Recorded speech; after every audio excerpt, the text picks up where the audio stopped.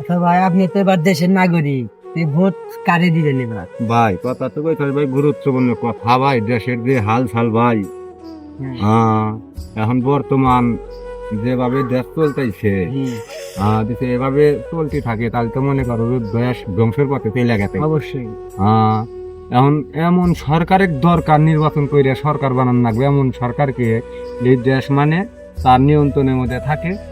গরিব মানুষ, সাধারণ মানুষ জানি রাতে আরাম মতো ঘুমান পারে। আচ্ছা এই তাহলে সরকার আনা লাগবে। তাহলে এই সরকারটা কোন সরকার? তারেক জিয়া, হ্যাঁ। তারেক জিয়া ছাড়া এই দেশে কোনো ই নাই। হ্যাঁ, তারেক জিয়া ছাড়া উপায় নাই। উপায় নাই। এই দেশ ভালো করবার চাইলে তারেক জিয়াকেই নাকবো।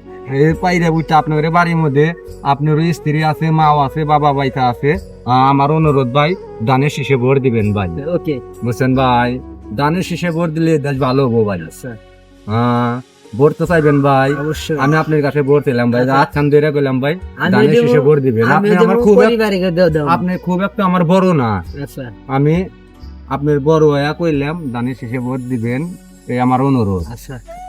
খালি ভালো থাকে না। আসসালামু আলাইকুম। ওয়ালাইকুম আসসালাম।